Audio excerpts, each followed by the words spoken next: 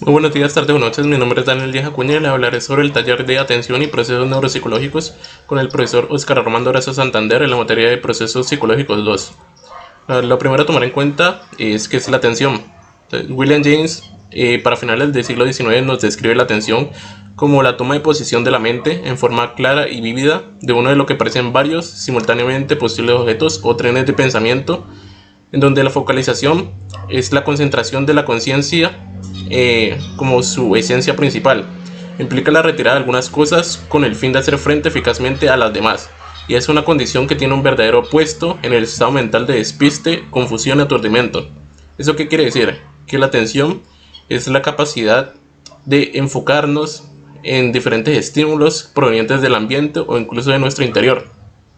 De esta manera, esto tiene una consideración de estímulos relevantes, y cuando se habla de la consideración de estímulos relevantes también tiene una consideración de inhibir otros estímulos. Y esto es lo que habla James sobre que hay que retirar algunas cosas, en este caso retirar algunos estímulos para hacer frente eficazmente a otros procesos cognitivos o a otros procesos operacionales. Entonces, siguiendo con la línea de la atención, Posner y Petersen más adelante nos definen la atención como un proceso integrado por redes y estructuras neuroanatómicas, las cuales trabajan independientemente para mantener los focos de concentración de estímulos. Estas redes se organizan por estructuras corticales y subcorticales, siendo funcionales por sí mismas. Es decir, que si falla alguna de estas redes, que son tres, si falla alguna de estas redes, la atención va a seguir funcionando, por así decirlo, pero no de la manera más eficientemente como se esperaría. Entonces, Posner y Petersen nos hablan de la estructura supramodal de la atención, las cuales están constituidas por tres redes, que son la red de alerta, la red de orientación y la red de atención ejecutiva. La red de alerta, que también es conocida como la red de vigilancia, es aquella que nos permite sostener la atención durante un tiempo prolongado. Esto debido a que nos permite activar el cerebro,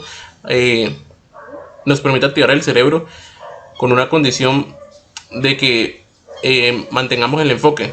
Es decir, esto tiene que ver con el sistema activador reticular ascendente o el SARA, donde se veían expuestos en otros modelos anteriormente. Está la red de orientación, que nos permite enfocar distintos estímulos sensoriales hacia una dirección en específico. Es decir, esto tendría que ver con otros modelos de la atención, como la atención selectiva, donde la atención selectiva es enfocarse en un estímulo de acuerdo a la relevancia. Entonces, los estímulos, de acuerdo a su capacidad, de acuerdo a su potencia o a su intensidad, van a ser más o menos relevantes para nosotros. Es de allí a que está esta red de orientación, donde nos enfocamos directamente a aquellos estímulos que sobresalen en el ambiente y nos dirigimos la atención, dirigimos nuestra concentración hacia ese estímulo. Y por último está la red de atención ejecutiva, que es la encargada de regular y dirigir distintos procesos, distintos estímulos en el espacio, en el ambiente, y esto con el fin de enfocarnos en tareas, porque los distintos estímulos en el ambiente van a actuar como distractores. Entonces hay que inhibir ciertos estímulos del ambiente para enfocarnos en los relevantes, y también nos permite inhibir conductas distractoras. Entonces esto nos permitirá regular nuestra conducta y la condición para fines más prácticos. Respecto a la parte neuroanatómica o las bases neurológicas de la atención, tenemos que la red de orientación está compuesta principalmente por la corteza parietal, el surco precentral de la corteza frontal, el colúculo superior y el tálamo. La red de vigilancia o alerta está compuesta por la corteza frontal y parietal derechas, campo ocular frontal, sistema reticular activador ascendente, el tálamo, el área de unión temporoparietal, el sistema límbico y los ganglios basales. La red de atención ejecutiva está compuesta por la corteza cingulada anterior, la área motora suplementaria, la corteza orbitofrontal, la corteza prefrontal dorsolateral, las secciones de los ganglios basales y el tálamo, como podemos observar en la imagen de la izquierda. Pasamos al tema de la negligencia atencional o la heminegligencia, la cual viene a ser un síndrome que hace referencia a la imposibilidad de captar, detectar, orientar estímulos provenientes de un lado determinado del cuerpo. Es decir, que la persona en cuestión, la persona afectada por el síndrome, no va a poder captar estímulos provenientes de un lado determinado del cuerpo. En este caso, la heminegligencia atencional se produce principalmente por una alteración, un golpe, un accidente cerebrovascular, una lesión en una parte específica del cerebro. En este caso, principalmente las lesiones se producen o se han visto en el lóbulo parietal. Pues como sabemos hay dos hemisferios, entonces la principal afectación de la heminegligencia se ve en la mayoría de los casos en el lóbulo parietal derecho. Es decir, que en el sujeto van a haber afectaciones frente a los estímulos que va a poder captar, o mejor dicho, frente a los estímulos que no va a poder captar del lado izquierdo de su cuerpo. Como podemos ver en la imagen, en las imágenes, la persona tiene dificultades para afeitarse o para verse incluso la parte izquierda de su cara. Entonces, una posible hipótesis es que tiene una lesión, tiene un golpe, tiene algún tipo de accidente en el lóbulo parietal derecho. ¿Esto qué tiene que ver? Entonces, debido a que el lóbulo parietal es el responsable del esquema corporal del cuerpo y también de medir la percepción espacial, van a haber como dificultades para captar estímulos provenientes del mismo cuerpo, y es como si el mismo sujeto, el mismo cuerpo, el mismo cerebro no quisiera identificar las partes del cuerpo, entonces perdiendo relevancia y no captando los estímulos. Dentro de la sintomatología tenemos que se ve la incapacidad para detectar hechos que ocurren en una de las mitades del campo visual, problemas para advertir sonidos leves que son captados principalmente por el oído del hemicuerpo que queda afectado, incapacidad para dibujar una de las mitades de la escena figura, problemas para vestirse, afeitarse o mantener la higiene personal, desorganización en las cadenas de acción que emprenden, desorientación frecuente al no saber cómo se ha llegado a los sitios o no reconocerlos, y los problemas de memoria se vuelven habituales. Por ejemplo, en esta última parte de los problemas de memoria, tenemos que una persona con negligencia atencional muchas veces pierde, por así decirlo, diferentes objetos que son relevantes para ellos, pero esto es porque no los logran identificar, no los logran captar dentro del espacio que se ve afectado, en este caso por el síndrome, por la lesión en el lóbulo parietal derecho en este caso. Y por ejemplo, en la imagen de arriba del señor comiendo, tiene una afectación en este caso en el lóbulo parietal izquierdo, por lo cual esa persona ya cree que terminó de comer, pero en realidad no está viendo la parte de la derecha, la parte del plato de la derecha que le falta por comida. De igual forma, en las imágenes de abajo tenemos que a la persona en cuestión se le pide dibujar ciertos elementos o ciertas estructuras como una casa, una flor o un cubo, un cuadrado, pero esto parece ser que tiene una afectación en el lóbulo parietal derecho porque no dibuja la parte de la izquierda, es decir, no logra captar los estímulos de la izquierda, y para la persona en cuestión ya están completas las imágenes, ya está completo su dibujo, pero en realidad no es así. Pasamos a los criterios de diagnóstico del TDAH, del trastorno por déficit de atención e hiperactividad, donde vemos que es un patrón persistente de inatención y o hiperactividad e impulsividad que interfiere con la función o el desarrollo caracterizado por inatención e hiperactividad e impulsividad.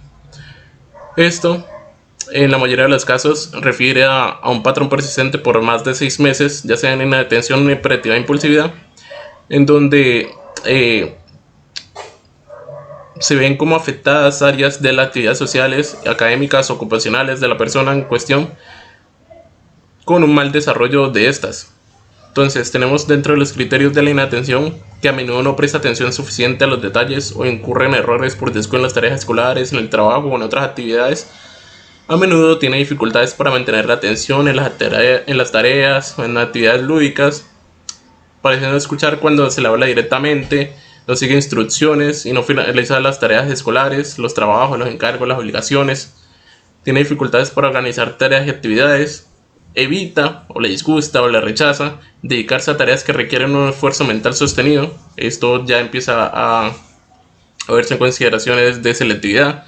Extravía objetos necesarios para tareas o actividades. Se distrae fácilmente por estímulos irrelevantes. Es descuidado en las actividades diarias. Es decir, no tiene un grado de consideración hacia sí mismo o no tiene la capacidad de saber lo que está haciendo en el momento. Respecto a los criterios de diagnóstico de la hiperactividad e impulsividad, tenemos que se deben presentar 6 o más de los siguientes síntomas, igual que en el anterior caso de la inatención, para mayores de 5 años entre los 16 o 5 o más para adolescentes igual a mayores de 17 años o adultos. Los síntomas deben haber persistido por 6 meses por lo menos, como en el caso de la inatención, y afecta a diferentes ámbitos, ya sean sociales, ya sean académicos o sean laborales. Entonces interrumpen, por así decirlo, el desarrollo de estos ámbitos, atribuyendo pues una mala calidad de vida en la persona. Entonces, dentro de los criterios tenemos que a menudo mueven en exceso las manos, los pies o se remueven el asiento, abandona su asiento en clase o en otras situaciones que se esperan que la persona permanezca sentada, corre, salta excesivamente en situaciones en que es inapropiado hacerlo, tiene dificultades para jugar o dedicarse tranquilamente a actividades del ocio, está en marcha o suele actuar como si tuviera un motor, como si estuviera siempre impulsado por alguna energía, habla en exceso, precipita respuestas antes de haber sido completadas las preguntas, tiene dificultades para guardar el turno correspondiente o interrumpe o se inmiscuye en las actividades de otros. Además se deben cumplir ciertas condiciones, como que los síntomas de desatención, hiperactividad e impulsividad estaban presentes antes de los 12 años. Se presentan en 2 o más ambientes como la casa, la escuela, el trabajo, con amigos o familiares o con otras actividades lúdicas. Existen pruebas claras de que los síntomas interfieren o reducen la calidad de la actividad social, académica o laboral, como hemos venido hablando, interfieren negativamente en el desarrollo de la persona. Y los síntomas no aparecen exclusivamente motivados por esquizofrenia o otro trastorno psicótico. Pasamos con el origen neuropsicológico del TDAH. Entonces, dentro del origen del TDAH se da por unas causas principalmente genéticas, porque es un trastorno del neurodesarrollo, un trastorno general del neurodesarrollo, y también hay factores ambientales.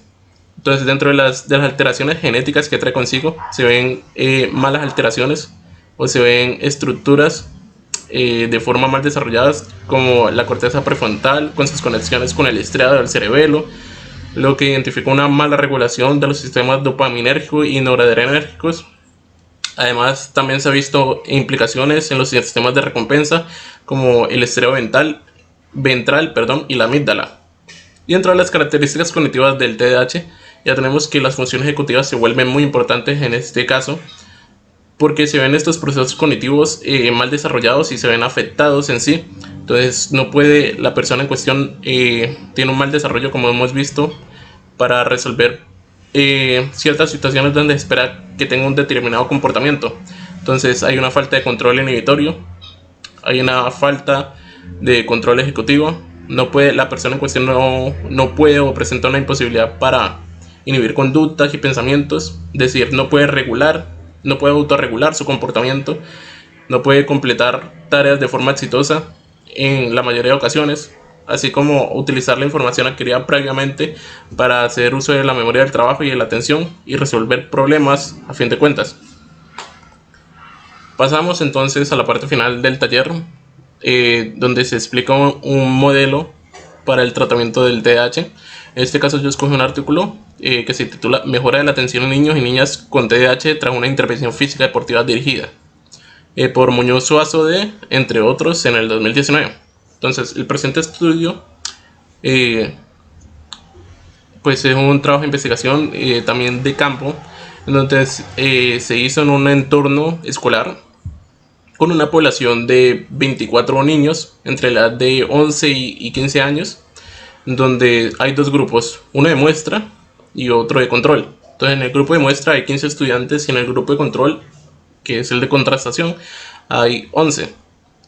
La intervención en este caso se basó principalmente en la realización de ejercicios anaeróbicos con una alta o media intensidad, para este caso comprobar las hipótesis que tienen de que el ejercicio físico, la actividad física, los ejercicios aeróbicos tienen una implicación con una posible mejoría en la atención. En este caso, la realización ya de los ejercicios aeróbicos consistía en 10 minutos de calentamiento inicial seguidos después de los 30 minutos de juegos previos y finalizando con 5 minutos de estiramientos y relajación muscular. Después de la realización de ejercicios, los cuales consistían en 6 semanas, casi 2 meses, la intervención, ya en este caso el tiempo, de 6 semanas en los que en cada semana se realizaban 2 sesiones de ejercicios aeróbicos, y posteriormente a la realización del ejercicio se aplicaban ciertas escalas. Entonces tenemos la escala de Borg de esfuerzo subjetivo percibido, en el que se mide principalmente o permite identificar la contrastación entre la activación fisiológica del organismo tras la realización de actividad física y lo que la persona en cuestión, los niños en este caso, la población de niños con TDAH, creen que hicieron tras la actividad física, es decir, lo que ellos perciben que realizaron todo este tiempo durante el ejercicio. Esto pues ayuda a contrastar, ya como dije anteriormente, la activación fisiológica del organismo, el volumen máximo de oxígeno o lo que vendría a ser la frecuencia cardíaca esperada de los niños tras la realización de actividad física y lo que ellos perciben que en realidad hicieron tras esto. Entonces ayuda a una constatación entre lo fisiológico y lo cognitivo. Posteriormente, ya en lo que compete relativamente a la atención, se aplica la escala de Magallanes de atención visual, la cual consiste en identificar un modelo que es previamente, como se ve en la imagen, identificar un modelo que es previamente mostrado hacia los niños, en donde deben seleccionar de entre un montón de figuras el modelo que se les presentó. Es decir, deben identificar el modelo que se les presentó dentro de las figuras que deben buscar. Entonces, en la escala de Magallanes de atención visual hay dos. Está la primera, que es para una población de niños entre 5 y 8 años, la cual tiene 720 figuras, de las cuales 140 son idénticas a la mostrada al modelo inicial. Y está la escala de Magallanes de atención visual, la segunda, la cual es para niños mayores de 9 años, donde se duplican la cantidad de estos, donde hay 1820 figuras, de las cuales 340 son idénticas al modelo inicialmente mostrado y el que se debe identificar. Entonces pasamos a la parte de los resultados, donde se ven, digamos, ciertas descripciones, ciertas comparaciones y resultados significativos frente a la actividad física y los niveles de atención. En este caso, la escala Magallanes busca identificar la calidad de atención, la calidad de atención, la impulsividad y la atención sostenida. Entonces, en la figura 1 podemos ver los cambios en la calidad de atención en cada grupo tras la intervención deportiva. Entonces, la calidad de atención, vemos que en el grupo de intervención del pre, antes de la intervención, era un poco más alta que el grupo de control, y después de la intervención, después de los ejercicios aeróbicos, se ve que la calidad de atención mejoró significativamente, superando aún más al grupo de control, el cual el grupo de control no tuvo una mejoría en realidad. En la figura 2 vemos que la dificultad de atención sostenida, había una menor dificultad para el grupo de intervención para los niños con TDAH, y la dificultad se fue reduciendo después de la intervención. Igualmente la impulsividad, en este caso no hubo tanta significancia entre el grupo de intervención y el post y el grupo de control en el respecto a la impulsividad. No hubo cambios significativos, se mantuvieron los niveles de intervención y en el grupo de control sí disminuyó la impulsividad después de la intervención, después de los ejercicios aeróbicos. Entonces, para finalizar, tenemos las conclusiones que la actividad física muestra resultados positivos frente a la mejoría de la atención, lo que se busca de los niños con TDAH, mejorar sus niveles de atención, calidad de atención, atención sostenida y bajar los niveles de impulsividad. Además, como se plantea también, que las actividades físicas, los ejercicios aeróbicos, sean un posible tratamiento complementario frente al tratamiento farmacológico, que es el más común en este caso para niños con TDAH. Se ve también prudente aumentar las horas de intervención física, es decir, las horas de educación física en los colegios frente a los niños con el trastorno de déficit de atención hiperactividad, en los cuales pues este aumento, este incremento de las horas de actividades físicas deben estar supervisadas por un profesional o un especialista en deporte, el cual puede brindar también un asesoramiento, puede brindar un acompañamiento para obtener y constatar la evolución clínica de los pacientes con TDAH. Y eso sería todo. Muchas gracias por la atención prestada.